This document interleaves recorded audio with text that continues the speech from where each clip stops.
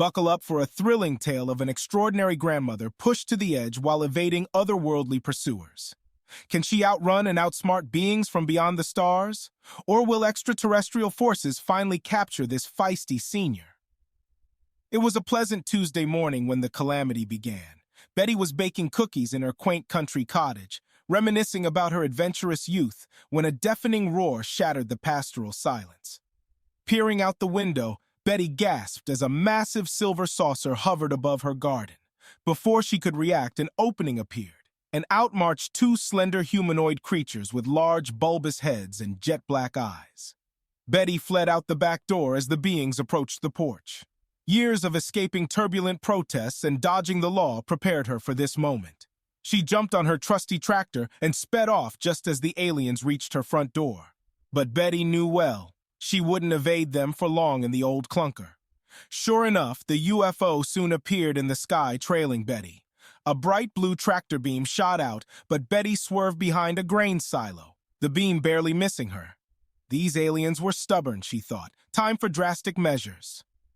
Up ahead, Betty spotted a military base and recalled her hippie protest days sneaking through the barracks. She crashed the tractor through the fence and weaved between fighter jets until swiping the keys to an F-16. As Betty taxied the runway, the saucer returned, hovering cautiously amidst the military aircraft.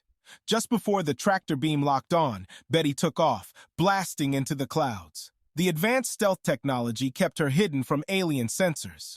Betty flew the jet to a remote cabin she remembered from childhood summers. After parachuting down, she immediately began baking furiously. When the saucer located her, Betty greeted them with a piping hot tray of cookies. As the aliens gobbled the treats, the spry senior slipped away to a hidden snowmobile stashed nearby for such occasions. Just as she sped off down the mountain, alarms sounded from the spaceship. Betty's ruse was discovered. The saucer rose in pursuit, its bright beam burning the snow mere feet behind the snowmobile. In a daring move, Betty launched off a steep ridge, soaring over a deep chasm and landing safely on the other side. The alien craft pulled up sharply, but the beam missed its mark. Betty wiped her brow in relief. After several more near misses with the persistent saucer, the grandmother made her way back to the city, weaving through alleyways before ditching the snowmobile and disappearing into the bustling streets. She entered a library where she often volunteered, hoping to hide amidst the labyrinth of bookshelves. But the dogged extraterrestrials were not so easily evaded. Soon the black-eyed beings cornered Betty in the fiction section. As they closed in, Betty grabbed a stack of books and hurled them at the aliens. While they recoiled from the barrage, Betty sprinted past and into the parking lot. There she jumped on a city bus just as it pulled away from the curb. The bus careened through traffic with the saucer in hot pursuit. At this pace, Betty knew she needed a rapid escape. Spotting a motorcycle parked in front of a coffee shop, Betty leapt from the bus and jumped on the bike. She sped down side streets and through shopping malls trying to lose her pursuers.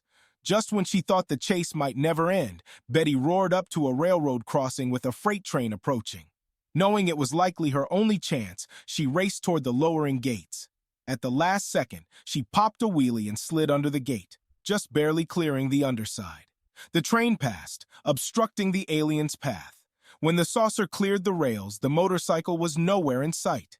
Betty had finally lost them. She ditched the motorcycle near a bus station and bought a ticket to a destination 3 states over. Boarding the bus, Betty collapsed into her seat, exhausted. As the bus pulled out, Betty sighed in relief. But when she glanced out the window, her blood ran cold. Standing at the station staring back was one of the aliens. In all the excitement, she hadn't noticed the creature implant a tracking device.